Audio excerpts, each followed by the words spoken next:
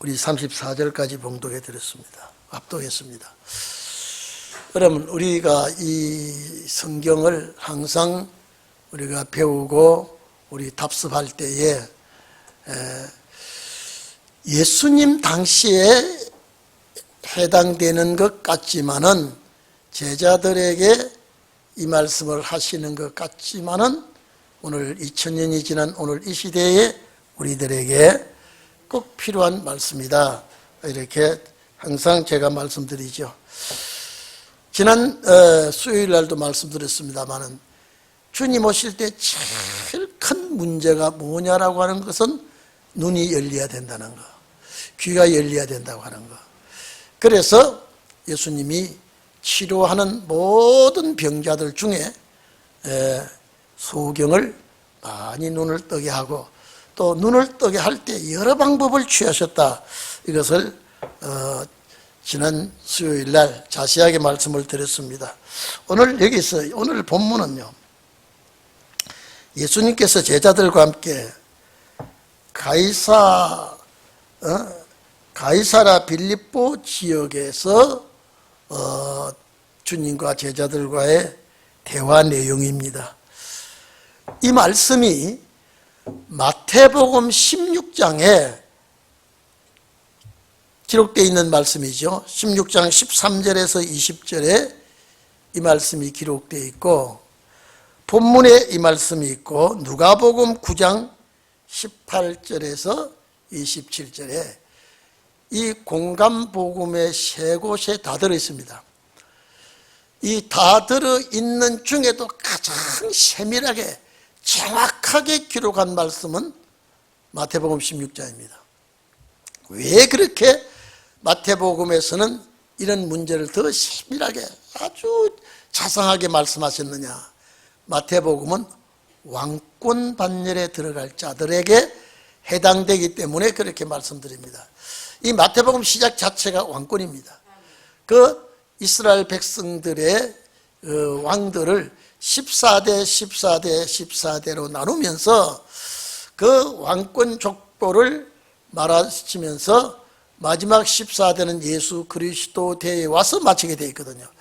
13대 예수대에서 14대 그리스도 대까지 와가지고 족보가 끝나버립니다.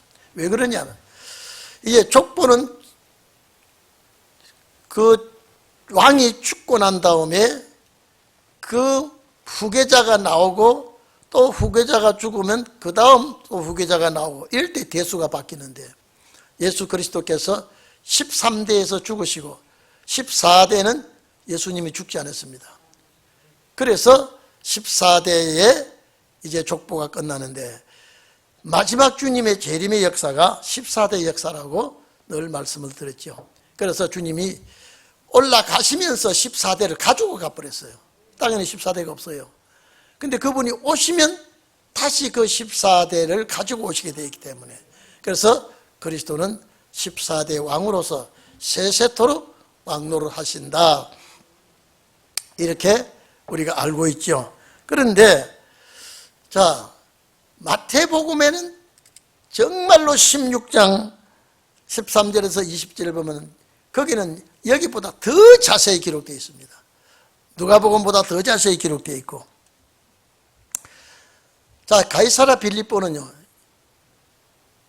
갈릴리 호수 저 북편 한 40km 정도 올라가면 헬몬산 아래 그 지역에서 가장 높은 산이 헬몬산이죠. 항상 꼭대기는 눈이 많이 쌓여 있고 그래서 그 헬몬산에서 덮인 눈이 녹아서 내려오면 갈릴리 호수로 들어오기 때문에 이 갈릴리 호수는 이스라엘 사람들에게 잿줄입니다. 그 물로 인해서 모든 사람들이 생활하고 있죠.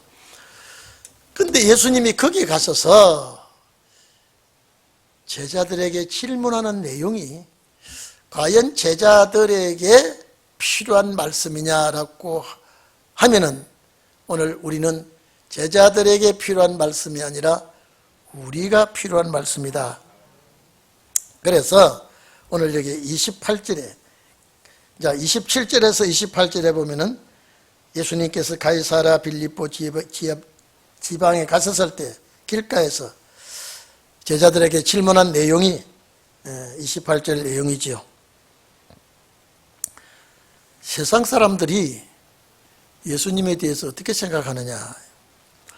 자, 이제 예수님이 복음 역사를 하시고 많은 역사를 하니까 이제 예수님의 소문이 이제 많이 전파가 되었습니다. 아, 저 사람은 병자도 고치시고 천국 복음을 가르치시고 병든 사람에게 그 아무리 오래된 병이라도 예수님께 왔을 때는 다 치유를 하고 또 약한 자에게 위로를 하고 또 좌절하고 낙심된 자에게는 하늘나라 천국 복음을 가르쳐주고, 자, 이렇게 복음 역사를 하시고 전도를 하시니까 예수님의 소문이 많이 났습니다. 뭐 유대 지역보다도 갈릴리 지역에는요 거의 모르는 사람이 없을 정도로 갈릴리 지역에는 예수님의 소문이 많이 나 있습니다. 그래서 이 소문이 예루살렘까지 전파가 되고 또 예루살렘 관원들이, 제사장과 서기관들이 또 예수님에 대한 뒷조사를 하고 또 시비를 걸기 위해서 파송하고 이런 일들이 일어났죠. 자, 그래서 사람들에게 어떻게 나를 생각하고 있느냐라고 질문을 했을 때 전부 다 정답을 하지를 못했습니다. 그래서 여기 첫 번째 보니까 세례요한이라고 했다 이러죠. 세례요한.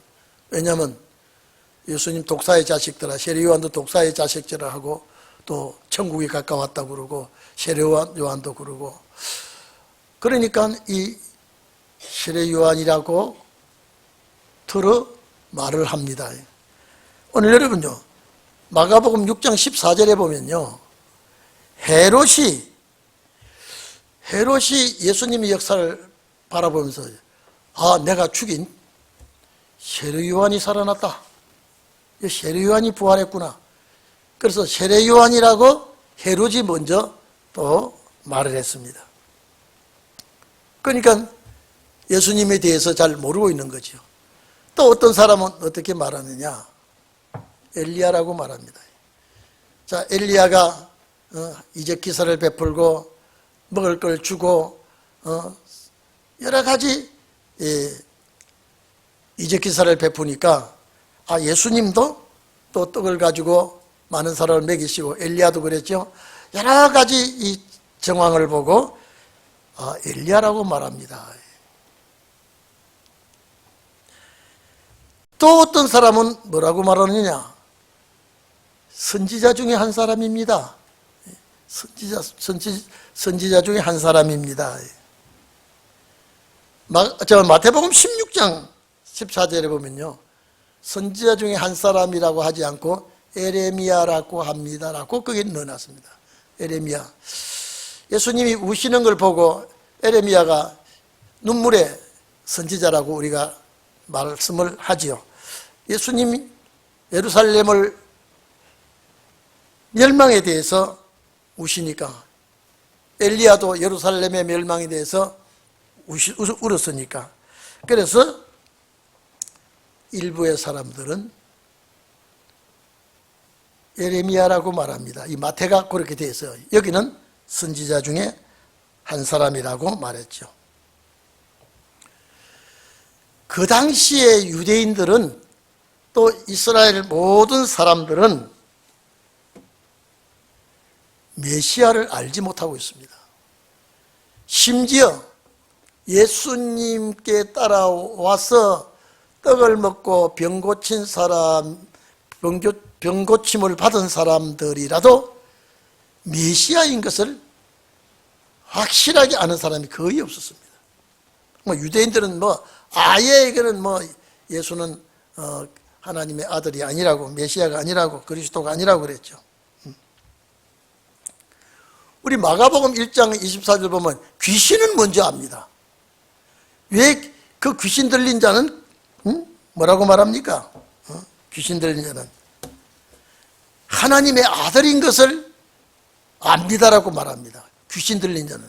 왜 그렇습니까? 귀신은 악령은 영적 세계를 꿰뚫고 보고 있죠. 3장 11절에도 하나님의 아들이라 그랬습니다. 5장 7절에도 귀신 들린 자는 아주 기가 막히게 하나님의 아들인 것을 알아맞히고 그렇습니다. 그런데 율법주의자들, 대제사장의 서기관들의 그 무리들, 바리새 교인들은 예수를 전혀 메시아인 줄 모릅니다. 그러니 백성들이야 어떻게 알겠습니까? 그러니까 예수님께서 하시는 모든 역사를 하나님의 아들이 하는 역사인 것을 거부를 하고 믿지를 않습니다. 그런데 여기 29절에 예수님이 질문하죠. 너희는 나를 누구라고 하느냐라고 질문했습니다. 자, 이 말씀이 마태복음 16장 16절에 베드로가 대답합니다.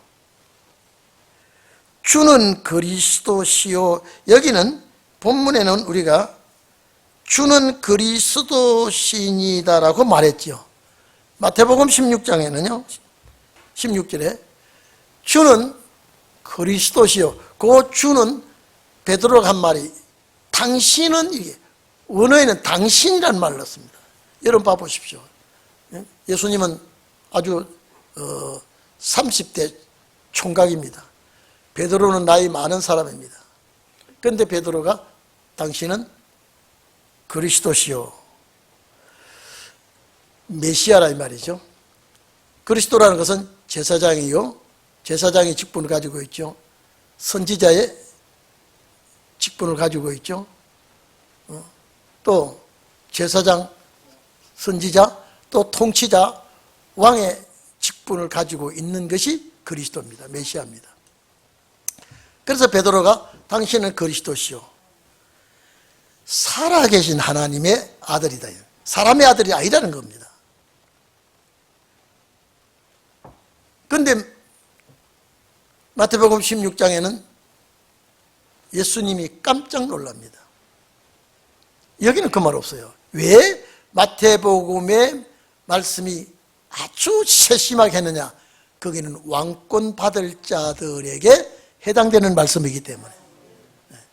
오늘 우리들이 이 말씀을 깨닫고 이 말씀을 붙들고 승리해야 되기 때문에.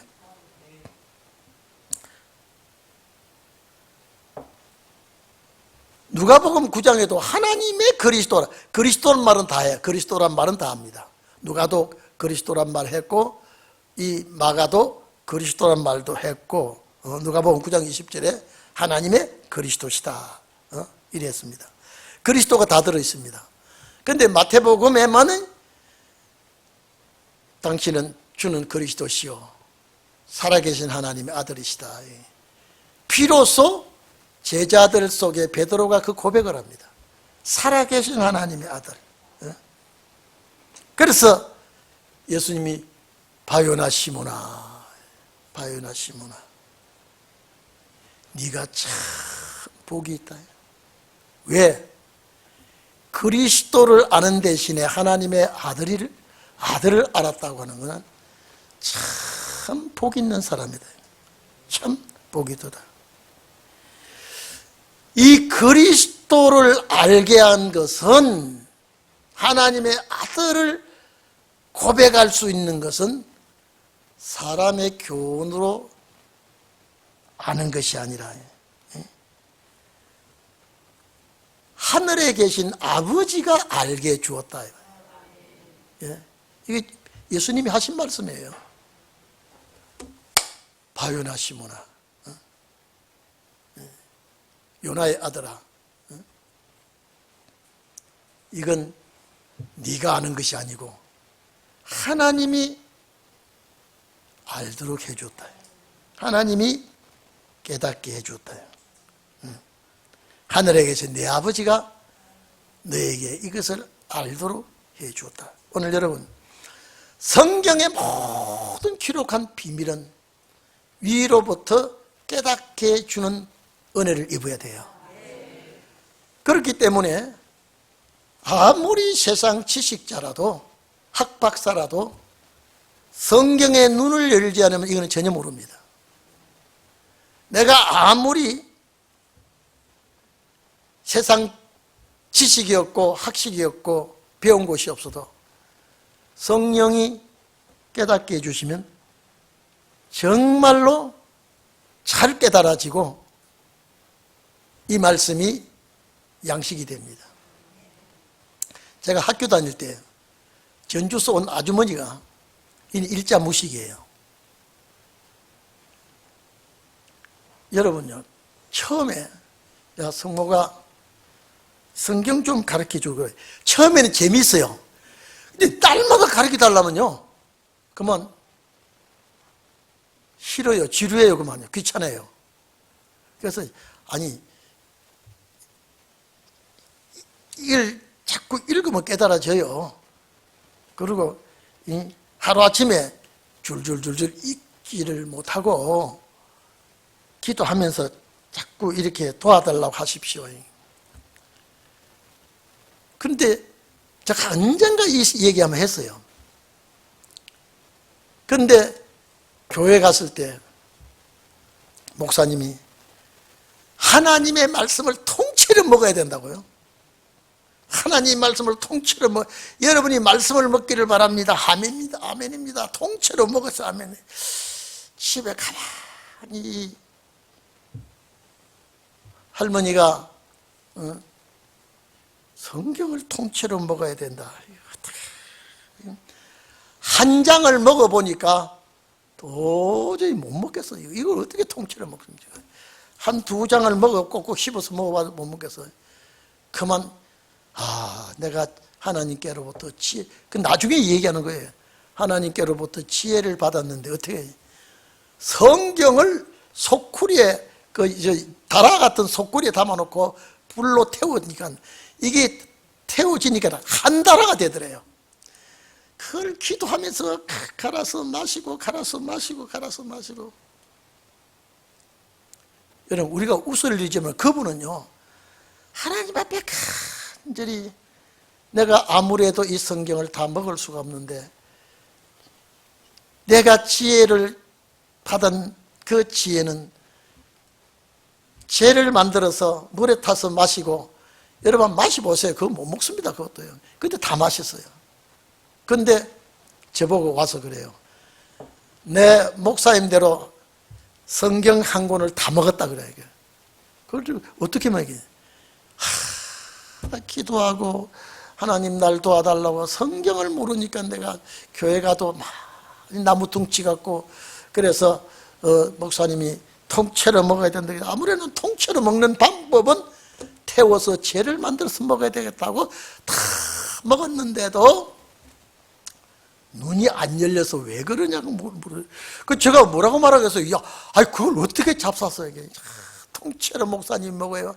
이게 통째로 먹는 자가 복이 있다 그래서 먹었는데, 근데 놀랍게도요, 그러고 일주일 만에요, 성경을 줄줄줄 그냥 읽어요. 그냥 아이고 하나님은. 그런데 신문은 못 읽어요. 읽어보라. 다른 책을 주면 못 읽어요.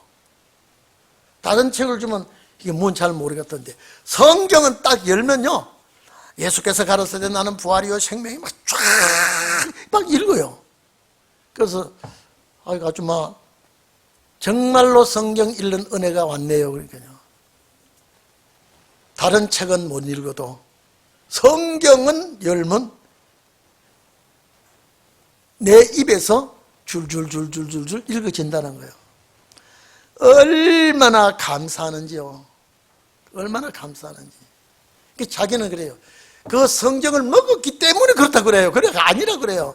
야, 너무 애걸복걸하고 하나님 앞에 정말로 눈물로 기도하고 애걸복걸 하니까 주님이 주신 은혜인데, 이걸 먹었다고 그런 게 아니라 그만큼 내가 사모하고 간절히 내가 몸부림치기 때문에 아마 주님이 성경을 그렇게 읽는 은혜를 준 것 같습니다. 그러니까요, 잘 때도 안고 자고 막 이것이요, 나에게 하나님이 주신 보물이라고 그러면서요. 근데 뜻은 하나도 몰라요. 그저 성경만, 그 참 희한하더라고요. 성경만 읽는데 다른 책은 못 읽고요, 신문지도 못 읽어요. 성경만 대놓으면 또 막 쫙 읽어요. 근데 읽다가 뭐 나오면요, 이게 무슨 뜻? 예를 들어 오늘 제가 예를 들어서 베드로가 예수를 붙들고 간암에 그랬거든요. 여기 간이 뭐야? 간이 뭐야? 이제 예를 들어서 이러면 모르는 낱말 나오면 이게 뭐야? 이게 뭐야? 그러면요, 나도 모르면 나도 잘 모르겠는데 알면 얘기하면 아 그렇구나 그러면서 해석은 못해요. 해석은 못하는데 말아 읽는 거는 잘 읽는지 몰라요. 어째서 그럴까? 어째서 성경만 대놓으면 잘 읽을까요? 다른 책은 못 읽어요. 그러면서 하나님이 내 눈을 성경 보게 해주셨다고. 근데 다른 걸 주면 못 읽는, 이렇게 나는 하나님 정말로 이 못난 것 불쌍히 여겨주시고 성경만 좀 읽게 해주세요. 계속 그랬더니 성경만 읽겠다는 거예요, 그분 이 얘기가. 그래서 이제 계속 읽으면 다른 것도 읽어집니다. 그런데 몰라 그럴까? 어쨌든 성경은 내가 읽게 해주셔서 고맙다고 감사하다고 아주 막 못 견뎌요, 성경 읽을 때. 그래서 읽으면서 나보고 이게 맞나고 봐달라 그래요. 토시도 안 틀려요. 쫙쫙쫙쫙 이런데 내 다른 책을 갖다 읽으라면 이게 무슨 말인지 모르겠어, 못 읽겠다 그래요. 그분이 그렇게 안달박달 애걸복걸 하니까 아마 그런 은혜를 주신 것 같더라고요. 오늘 여기 베드로가 당신은 그리스도시요 메시아라 이 말이죠, 살아계신 하나님의 아들이라고 말하니까 예수님이 깜짝 놀라시면서 바요나 시몬아, 네가 참 복이 있다. 무슨 복이 있다는 거예요? 그리스도를 알아본다는 거예요. 하나님의 아들을 알아봤다는 거예요. 이걸 세상 사람들은 귀를 열지 않았기 때문에, 눈을 열지 않았기 때문에 몰랐지만은 너는 내가 그리스도라고 하는 것 알게 해주시는 이는 혈육이 아니고 하나님이라. 내가 그리스도라는 것을 하나님께서 알려주신 것이다 이 말. 그래서 그때 새 이름을 줍니다. 여기는 그게 없어요. 여기는요, 예수님께서 마태복음 16장에 네가 이제는 베드로라고 하리라. 내가 너를 베드로라고 하겠다. 베드로라는 뜻이 뭡니까? 반석이라는 뜻이거든요. 내가 너를 베드로라고 하겠다. 그리고 네 베드로의 고백 위에, 이름 위에, 반석 위에 내 교회를 세우겠다. 여기는 그런 말이 없어요 지금요. 왜 마태복음에 그렇게 자세하게 했느냐? 그건 왕권 받을 자들에게 해당되는 말씀이니까. 여기도 마찬가지지만은 마가는 대충 말씀했지만은 마태복음 16장은요 너무 자세하게 새 이름까지 줍니다. 너는 이제 베드로라고 해라. 내가 이 반석 위에 그리스도라고 하는 그 이름 위에, 반석 위에 교회를 세우겠다. 여러분, 이 교회가 신혼의 교회입니다. 이 교회가요,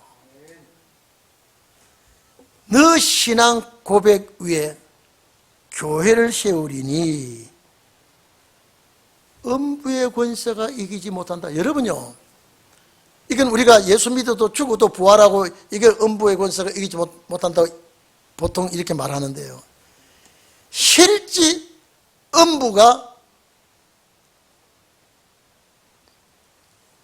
이 교회에 기습하지 못하도록 해주겠다 이 말이죠. 그러면 음부는 죽음이요 사망이지 않습니까? 이 교회를 세운 후에는 사망 죽음이 이 교회에 음습하지 못하겠다. 그런데 이 음부의 권세가 그랬죠. 원어에는요 죽음의 대문이 안 열리겠다. 이 교회는요. 아직까지 이런 교회는 세워지지 않았습니다. 죽음의 대문이 열리지 않을 것이다. 그러면 이 교회가 죽음의 대문이 열리지 아니하는 교회가 반드시 세워져야 되죠. 그것이 신혼의 날이에요. 그래서 고린도전서 15장 51절에 보면 우리가 순식간에 호련히 죽을 것이 죽지 아니함을 입고 썩을 것이 썩지 아니함을 입을 때에 사망이 그 이긴 자, 이김에 삼킨 바가 되리라고 이사야 25장 기록한 말씀이 응하리라 그랬거든요. 이거는 은혜시대 교회하고는 전혀 다릅니다. 아니 죽을 것이 어째 안 죽게 됩니까? 썩을 것이 안 죽게 됩니까? 데살로니가전서 4장도 그랬죠. 우리 호련히 변화해서 구름 속으로 끌려 올라가게 될 것이다. 휴거되는 역사가 있게 되죠. 그러면서 5장에 우리 영혼과 내 혼과 이 육체, 몸이 소마입니다. 이 육체. 그리스도의 강림하시기까지 할 때까지 잘 보관해라 그랬다네. 잘 보관해라. 왜 이 육체를 보관하라 그럽니까? 이 육체에 늦은비 성령이 와야 돼요. 늦은비 성령이 오면 신혼의 역사를 하고 들림받는 역사가 있기 때문에. 여러분 은혜시대 교회 이런 소리 안 합니다. 어쨌든 은혜시대 교회는 잘 죽어야지. 잘 죽어야지. 살 만큼 살다가 죽어야지. 우리는요 주님 나라 갈 때까지 살아야지. 살아야 된다는 거예요. 그런데 이 교회가 세워진다. 이 교회가 음부의 권세가 이 교회에 들어오지 않게 하겠다. 그리고 봐보십시오. 이날까지 천국 가는 열쇠는 말씀입니다. 천국의 열쇠를 내게 주리니. 여러분 이날까지 천국 간 사람 없습니다. 다 낙원에 가 있죠. 죽으면 다 낙원입니다. 그런데 이 교회에 천국 가는 열쇠를 주겠다 그랬더니 말씀 권세지요. 이게 지금 왜 마태복음에서 이렇게 자세하게 했을까? 이는 변화성도 왕권 받을 자들에게 꼭 필요한 말씀이기 때문에. 여러분요, 뭐니 해도요, 열쇠 가진 자가 와야 이 문을 열고 들어갈 수 있습니다. 제가 저때 작년입니다. 뭐 벌써 4월달에 작년에 제가 여기 볼일 보러 왔다가 잠깐 이제 교회 왔다 가야 되겠다 하고 보니까 열쇠를 안 가져왔어요. 이 한 집사가 열쇠를 가지고 있는데 둘러보니까 없어요. 좀 기다려보고 전화를 해보니까 또 한 집사 전화를 안 받아. 제가 문을 열 힘이 없습니까? 다 준비는 갖춰져 있어요. 이유는 키 하나가 없어서. 키만 있으면 따고 들어올 수 있다. 그러면 이 교회에서 천국 가는 키를 가지고 있다. 이게 희한하지 않습니까? 이 교회에서 베드로에게 천국 이 교회 문을 열 수 있는, 천국에 갈 수 있는 열쇠를 내게 주겠다. 그러면 이 교회에서 반드시 천국 가는 역사는 일어나야 되겠죠. 베드로는 이 교회를 세우지 못했다니까요. 이날까지 지구상에서는 이 교회가 세워지지 않았습니다. 마지막 주님 오실 때에 세워질 교회를 말하는 겁니다. 그리고 보십시오. 천국 열쇠를 내게 준다 그러면 권세죠. 이 우리가 말씀 권세예요. 네가 땅에서 묶으면 주님도 같이 묶어버리겠다. 이날까지 이런 역사가 하늘에서 이룬 것 같이 땅에 이루어지는 거지.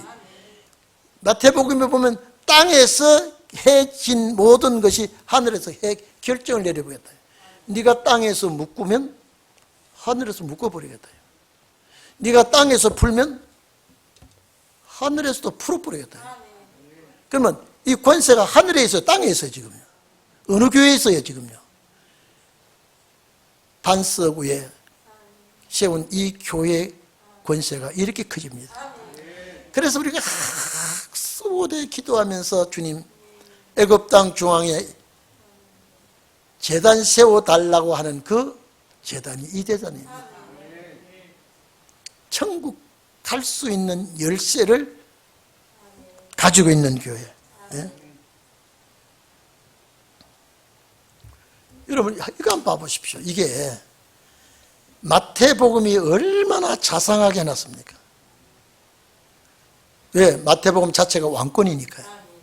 자체가 왕권이에요. 이 누가복음은 종의 길로 설명하고 있는 겁니다. 자, 한번 봐보십시다. 이제 본문 봅시다. 본문. 그 마태복음 16장 13절로서 20절까지를 머리에 지금 딱 넣어 놓으시고 그걸 생각하면서 29절 30절로 들어가 봅시다. 이미 거기서 우리는 다 말씀하신 것 이제 들었죠. 그래서 29절에 예수님이 질문할 때 베드로가 대답하여 가라되 주는 그리스도시니다며, 이 속에 마태복음 16장 그 말씀 다 들어갔다고 생각해야 되거든요. 다 들어간 말씀이에요. 그리스도라고 하시니까 이에 자기의 일을 아무에게도 말하지 말라고 경계했다. 마태복음에서도 아무에도 그리스도. 자, 이 좀 봅시다. 자, 그러면 베드로가 주는 그리스도시요 살아계신 하나님 아들이라 그랬죠. 너 입 다물으라. 아무에게도 이 얘기하지 말라. 저는 옛날에요, 왜 주님이 베드로에게 이 말을 하였을까? 왜 그리스도란 말을 하지 말라고 했을까? 나중에 제가 깨달아질 때 십자가 죽고 십자가에 못 박혀 죽으시고 부활할 때까지 네가 이 말 하지 말아요. 13대 죽음이죠. 그리고 주님 부활 성천하고 난 다음에 사도들이 다닐 때마다 주는 그리스도라고, 예수는 그리스도라고 전파하는 곳마다 예수는 그리스도가 예수라고 막 전파했죠. 주님 부활하신 다음에는 14대 역사이기 때문에 그리스도라. 그래서 제가 그렇게 가르치면서도 그렇구나 했는데요. 제가 단에서 기도할 때에 꼭 우리는 예수 그리스도의 이름으로 기도하는 것이 그렇게 원칙인 것을 느껴진 거는, 제가 20년 전인가요? 30년 전인가요? 늘 예수님의 이름으로 기도했는데 13대예요. 그리스도는 14대예요. 그래서 예수, 나를 위해 죽으신 예수의 이름과 장차 심판하실 주가 이 땅에 오실 예수와 그리스도의 이름으로 기도합니다. 이게 원칙입니다. 제가 그래서 우리 교인들에게 제가 단에서 선포했습니다. 여러분 반드시 예수 그리스도의 이름으로 기도해 주십시오. 예수님 이름으로 기도도 되지만은 사탄이, 여러분요, 사탄이 그리스도라고 하면 사탄이 발악을 합니다. 예수라고 하면 아무 소리잖아요. 이루어진 역사니까. 그리스도는 심판주로 오실 분이에요. 그래서 제가 이 단에서 선포했습니다. 여러분 반드시 예수 그리스도 이름으로 기도하라요. 우리 노예네들 가보면요, 목사님들 전부 다 권사님들, 장로님 다 예수님의 이름으로 기도합니다만 나는 또 옆에서 그리스도까지 넣읍시다. 그리고 예수 그리스도 이름으로 그 기도할 때 내가 또 그분이 기도했지만은 내가 같이 예수 그리스도 이름으로 기도합니다. 이렇게 하거든요. 기도해 보십시오. 그 예수 이름으로 기도하는 거 하고 그리스도 일까지 넣어서 예수 그리스도의 이름으로 기도하는 게 얼마나 힘이 있는지 몰라요. 기도가 달라요. 확실히 목적이 다릅니다. 그래서 아무에게도 이 얘기하지 말고 경계하는 것은 부활할 때까지. 나는 지금 십자가 못 박혀 죽는 것은 지금 13대로 맞춰야 되니까. 내가 아주 죽지 않고 부활하지도 않았는데 자꾸 그리스도라면 안 돼. 내가 그리스도지만은 수순을 밟을 때 예수에서 그리스도로 되는 것은 죽으시고 부활하실 때 그리스도가 되는 거예요. 그래서 여러분들이 기도하니까 어디 가서 가만 대중 기도할 때 가만 들어보십시오. 예수님의 이름으로 기도합니다라고 하는 거 하고 예수 그리스도의 이름으로 기도하는 거하고 완전히 달라요. 예수 그리스도의 이름으로 기도하는 그 기도에는 권세가 따릅니다. 장차 권세가 따르게 되어 있습니다. 자, 보세요. 아무에게도 말하지 말아라. 경계하시고. 왜? 인자가 주님이죠. 주님 자신입니다. 인자가 많은 고난을 받고 장로들과 대제사장들과 서기관들에게 버림바가 되고, 이거는 십자가 못 박히는 장면을 지금 설명합니다. 죽임을 당한 후에 사흘 만에 살아나야 할 것을 비로소 저희에게 가르쳐 줍니다. 자, 지금 여러분요, 제자들의 머릿속에는 간절히 머릿속에 박혀 있는 뭐냐면 주님의 나라가 오는 걸. 아니, 마태복음 6장에 주님이 기도할 때 이렇게 하라 그랬잖아요. 하늘에 계신 우리 아버지요, 당신의 이름이 그렇게 여김을 받으시오면 나라가 와달라고. 와달라고 한다는 것은 나라가 와야 된다는 거 아닙니까? 그렇게까지 주님이 가르쳐 주시고, 또 주님이 항상 주님의 나라에 대해서, 천국에 대해서 가르쳐 주시니까 이분들의 머리는요, 뭐가 가득 차 있습니까? 주님의 나라가 돌아오는 거예요. 그러니까 덜렁 죽어버리면, 예수님 죽는다고 하지만은 내가 기대하고 따라다니는 게 완전히 작살나 버린단 말이에요. 나 때문에 예수님이 안 죽어야 돼요. 예? 나 때문에 예수님이 안 죽고 왕으로 올라가야 내가 그 자리에, 좋은 자리 한 자리 얻어야 되는데, 아니, 죽어버리면 우리는 어떻게 되냐 이 말이에요. 그러니까 예수님이 죽는다고 하시는데도 제자들은 믿어지지 않고 오늘 이렇게 말립니다.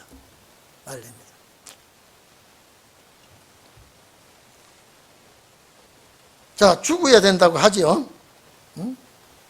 그리고 사흘 만에 다시 살아나야 할 것을 비로소 저에게 가르치되, 드러내놓고, 이제는 숨김없이, 이제는 주님 돌아가실 때가 임박하기 때문에 드러내놓고 숨김없이 이제 말씀하시니, 이리 좀 보십시오. 베드로가 아이고 선생님, 죽으면 안 됩니다.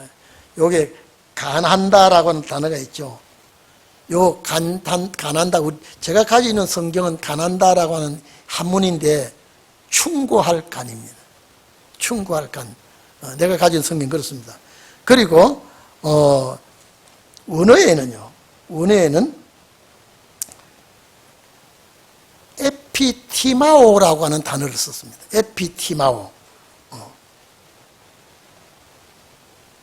자, 에피티마오는요, 꾸짖다, 책망한다는 소리입니다. 그러면 베드로가 예수님을 꾸짖겠습니까? 아니거든요. 이 단어를 썼지만은, 간한다고 하는 이 단어가 에피티마오인데, 책망하다, 꾸짖다, 이런 말씀인데, 이리 좀 보십시오. 내 선생을 책망하고 꾸짖지는 못하거든요. 이게 애원을 하는 겁니다. 선생님, 죽으면 안 됩니다. 나 배도 다 내버려버리고 고향도 떠나오고 다 지금 주님의 나라가 온다고 그래서 지금 배도 지금 다 어떻게 되는지도 모르고 내가 지금 이렇게 따라다니는데 돌아가시면 우리는 못 됩니까? 돌아가면 안 됩니다. 그래서 간절히 붙들고 통사정을 합니다.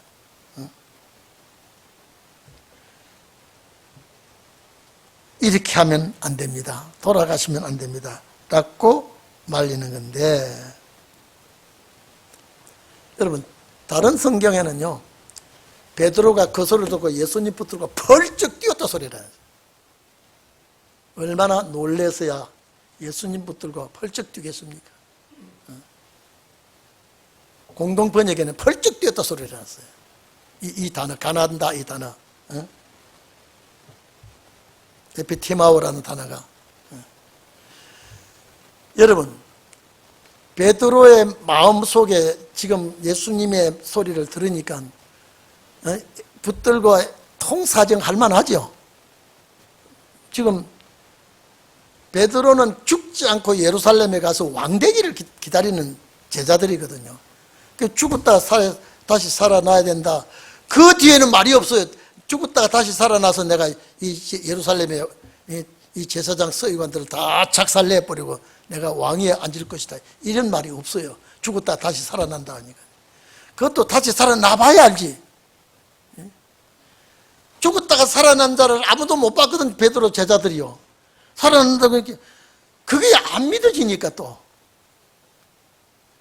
이 제자들은 하늘이 노래 지금요.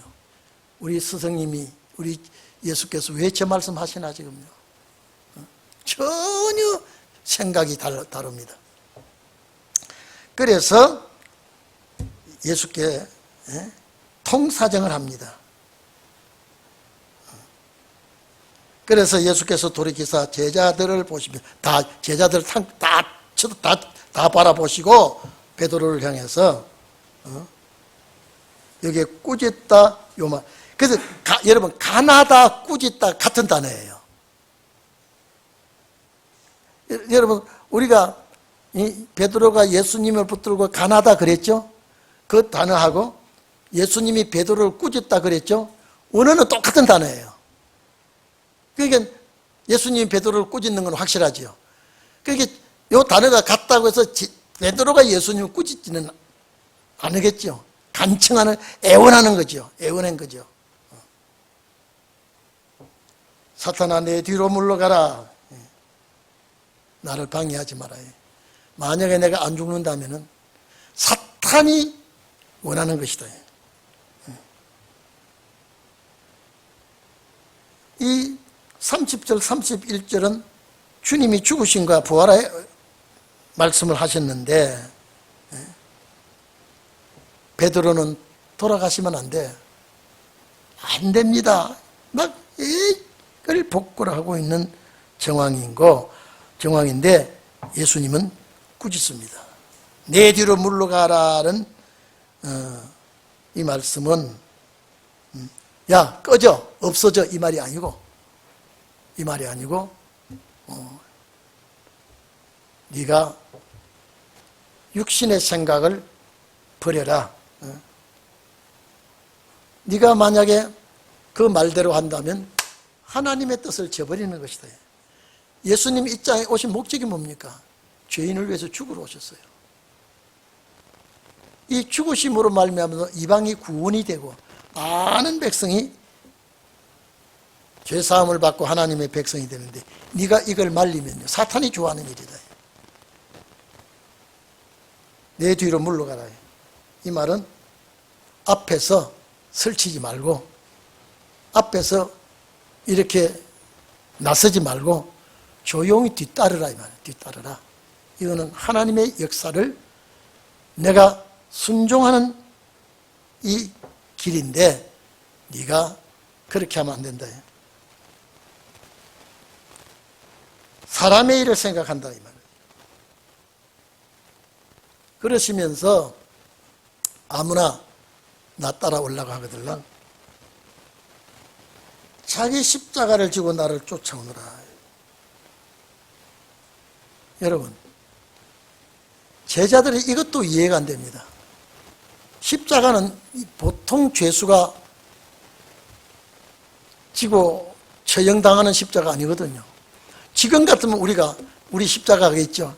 가정에는 정말로 십자가가 있습니다. 걱정거리가 있습니다. 이 십자가예요.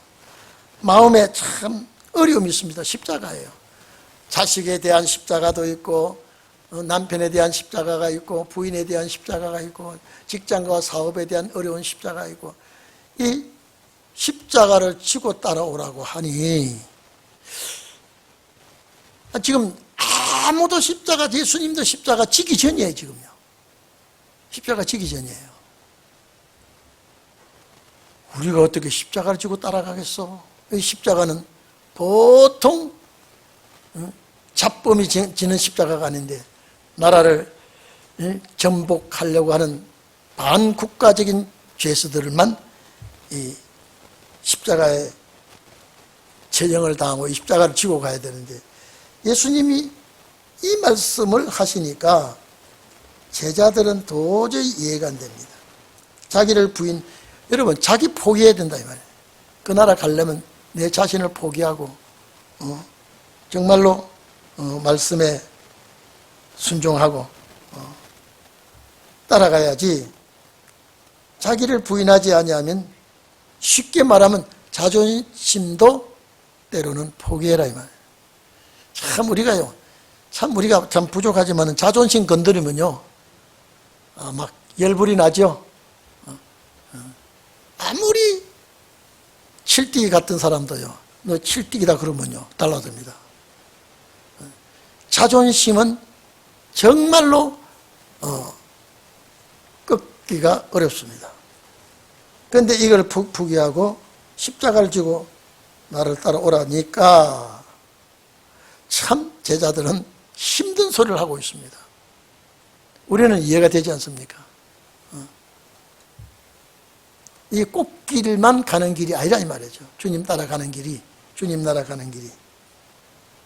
그리고 이제 보세요. 35절 보십시오. 누구든지 제 목숨을 구원코자 하면은 이럴 것이요.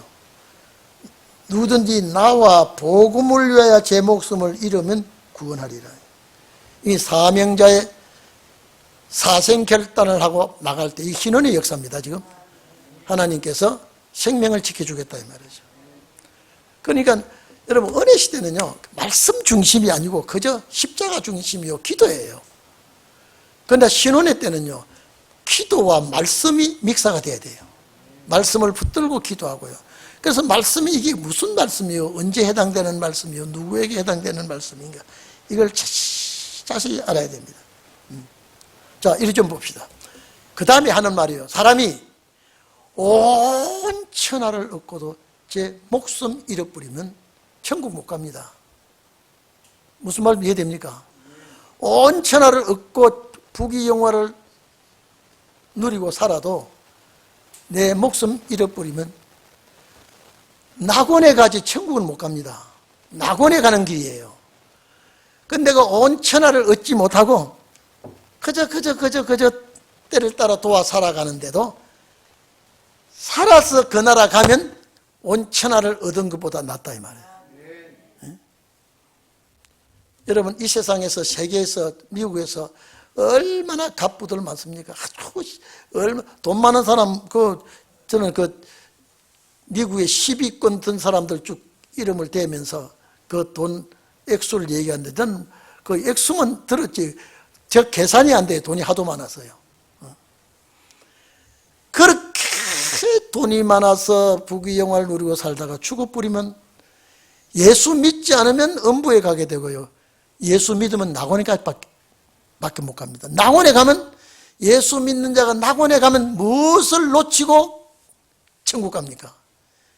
천년 천국을 놓치고 영원 천국에 가게 됩니다. 그러니까 우리가 가장 이 몸을 귀하게 여기고 가족을 귀하게 여기는 목적이 뭐냐면 천년 천국 때문에. 예수님께서 천국에 간다 이 말은요, 우리가 기독교인 다 말합니다.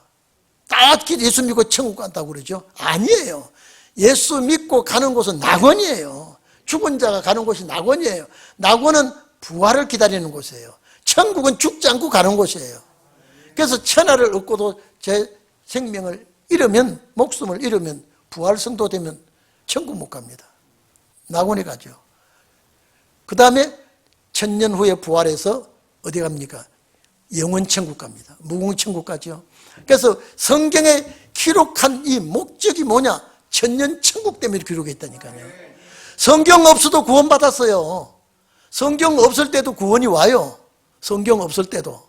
예? 노아 때도 아브라함 때도 다 그 위에 하나님의 백성들이 얼마나 많았습니까? 예수 믿고 죽어도 성경 없이 죽었어요. 하나님 섬기다가 죽었어요. 왜 그러면 이 성경이 이렇게 세계 270개국어로 번역됐다 그러죠? 근데 그 중에 대한민국 성경이 제일 잘 됐다 그래요. 왜냐면요, 표현이 어떻게 잘 돼 있는지요. 다른 나라에는 성경 표현이 잘못해서 번역하기가 까다로운 나라가 있다 그래요. 이 말이 번역하기가 어려워서요.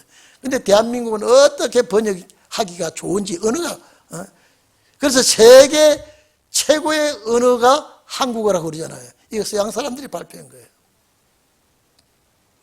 그래서 천하를 얻고도 목숨을 잃으면 무슨 소용이 있겠느냐. 이 말은 반대로 천하를 얻지 못해도, 천하가 뭡니까? 강남을 얻지 못해도, 강남이 뭡니까? 청담동을 다 얻지 못해도 그냥 때를 따라 살다가 주님 오실 때 천국 간다면 천하를 얻은 세계적인 부자보다 더 축복이라 이 말이죠. 주님 지금 이 말씀을 하는 겁니다. 여러분 꼭 이런 축복이 있기를 바랍니다. 나만 이 축복 받지 말고 나와 내 남편과 내 아내가 내 자식이 이 축복을 받아요.